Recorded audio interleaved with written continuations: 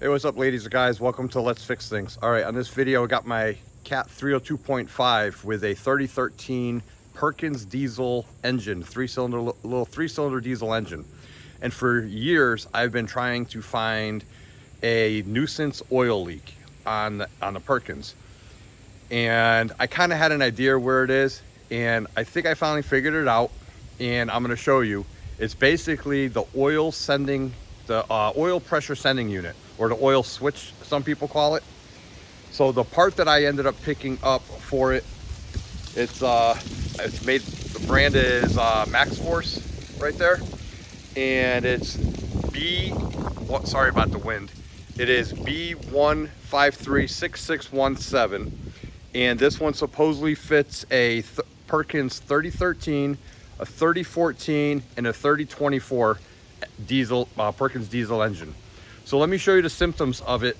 I don't have an oil pressure gauge in the excavator, but basically there's probably an oil sensor light or something, but it doesn't go off. My problem isn't that the light's on or the light doesn't go on or whatever. My problem is it's a very fine oil leak, and it covers the entire engine compartment of the excavator. So basically, I'm gonna show you where this is. We'll wash the engine, and then we'll put the new one in, because I don't want to put it on a clean piece on until we get some of that dirt and grime off there. So let me show you inside the engine compartment, and we'll go from there. Well, this is my favorite machine that I have, and for years, this is what my engine looks like. I can wash it, and this is what happens. The whole engine's supposed to be yellow. I thought it was a valve cover gasket. I've washed it. It doesn't come out there. And next thing you know, as soon as I wash it, I'm washing it because I'm getting ready to go to a job with it, or I'm using it. So I forget about it. The hatch closes, and the first time I use it, the whole engine is covered with dirt and oil like this. And there's an engine tag. You can see it's a Cat model 3013, and it's obviously a Perkins. And it's a very simple replacement. There it is. Now, if you look, everything is, in the way I'm thinking that's what it is. Number one, it's the highest point on the engine. The fan is right there. So the fan is blowing dirt and everything on this. And everything goes down. So that is, I do believe, the cause of it. Because there's no fresh oil anywhere else. All the rest of the oil is covered in dirt and grime. But if you zoom in here, let me zoom in a little bit. You can see, there you go. You could see that is actually a really shiny, fresh oil. And that is one of the symptoms of the seal inside the rubber diaphragm in there is bad. So, there we go, now we're in focus. So I'm gonna throw some engine degreaser on here, let it soak, and then we'll wash it all off, get it looking the way it's supposed to be, and then I'll replace the oil sending unit. So I just got some O'Reilly's foaming engine degreaser. Engine's warm, I just shut it off. So now I'm pretty much gonna soak everything with the degreaser.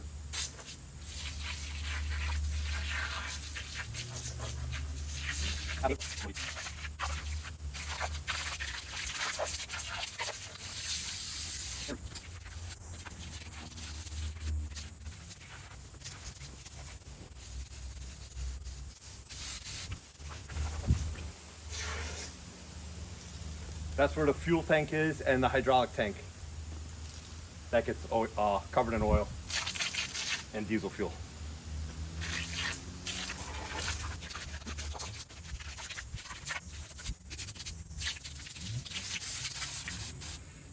Three cans. Now the instructions say wait 15 minutes. So we're gonna get the pressure washer out, and while that's soaking. All right, I'm gonna try not to use a nozzle. I'm gonna try just to use the ball valve on here. I don't want too much pressure.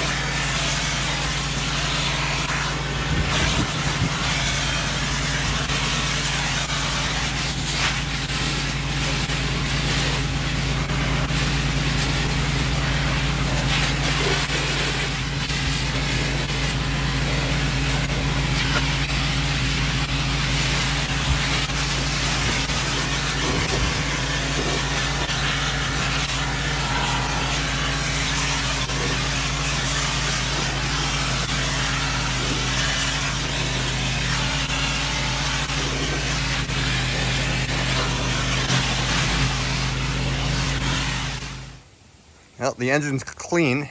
It takes a while because every time you look, you see more dirt. You expose more dirt on it. But there you go. And there's a pressure switch right there. Now you can actually see it. And the oil's pretty much coming out of the top right there.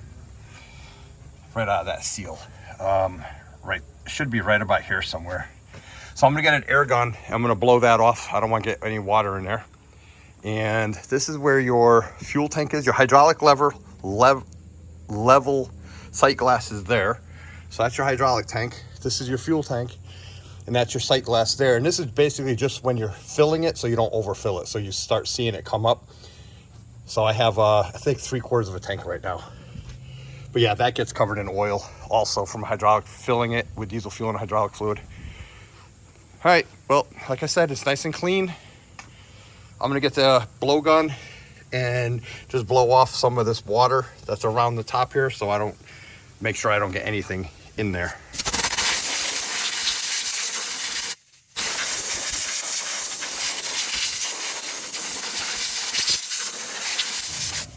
Now the area is nice and clean and dry. And now you can definitely see that's where I'm suspecting the oil leak is coming from. Right there. So let's take the old one out and we'll get the new one in. Looks like it is going to be a Phillips screwdriver. And I can even probably just use an adjustable wrench. All right, that's a 7mm if that screw got stuck on there. So I still have bad tremors, so let's see if I can do this without losing the screw. Got it. All right, wires off, screws off. Now one thing I did was I found out it's a 15/16 standard size, and it should be righty-tighty, lefty-loosey.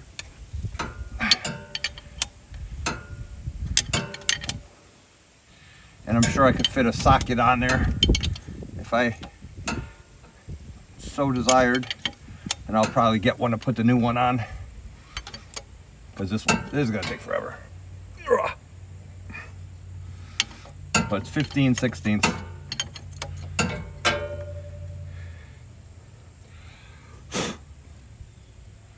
Make sure no dirt is gonna fall in there.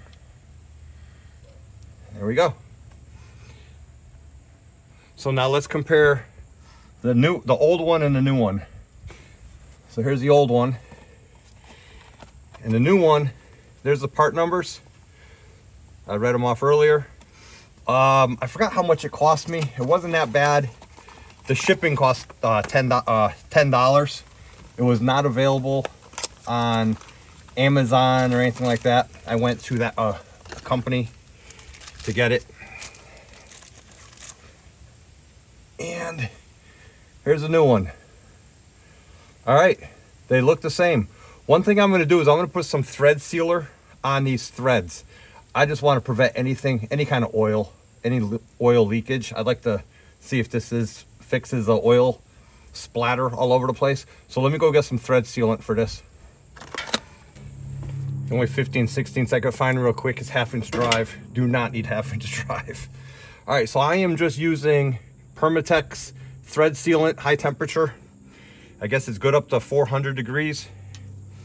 Here's one last look at the old and the new right there. So as long as these threads are the same, and they are, throw a little thread seal. See, I still got the tremors going on, so sorry about all the shaking. Nothing I could do about it right now.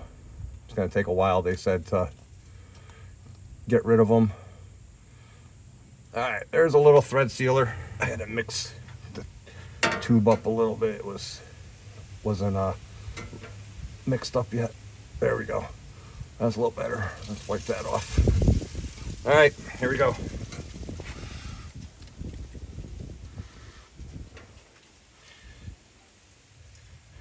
Start it by hand.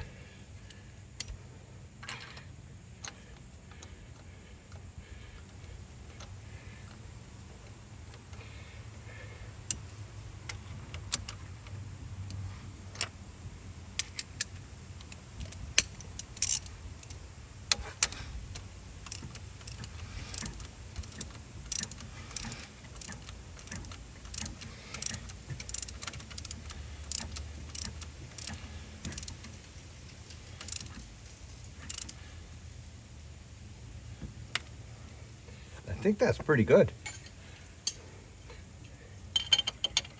I can't even get that on there on this one. Let's see.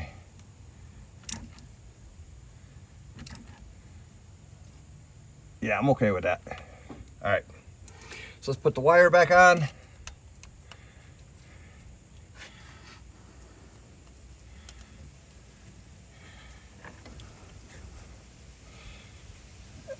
Let's see, can I do it without dropping anything?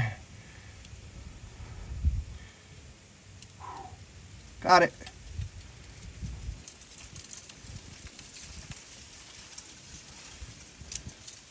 There we go.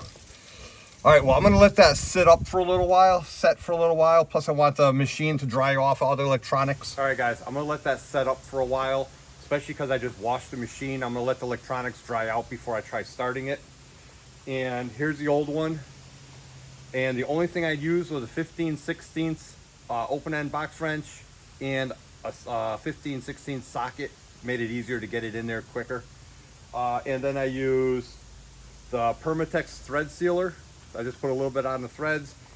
And this is not a sponsored video or anything like that, but I ended up buying it at HDP, Heavy Duty Pros website. That's the name of the company. H as in hotel, D as in dog, P as in puppy, and Heavy Duty Parts.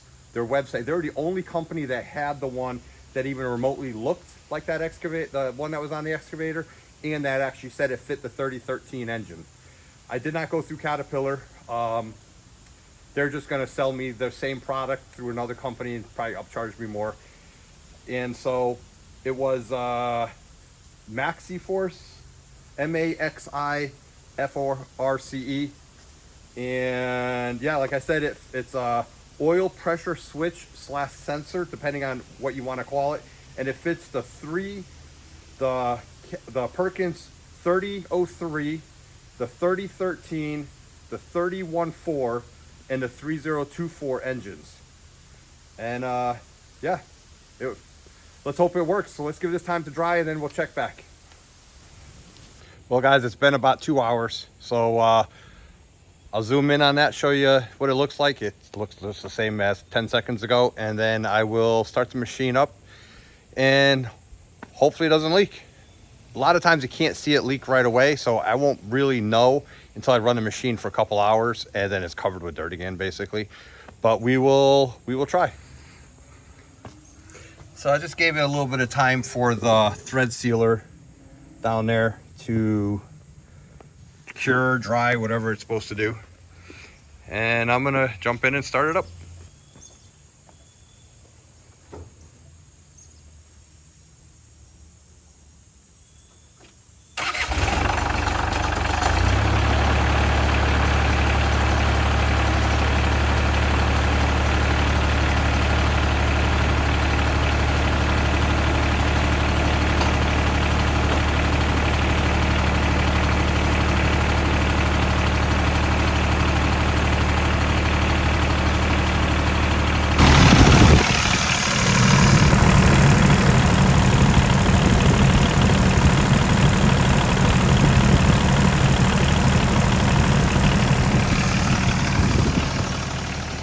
All right, guys, well, I'm gonna go park it. I'll let it idle over there for a little while. I'll check to see what it's doing. And if it leaks, I'll let you know if I see a leak by the end of this day.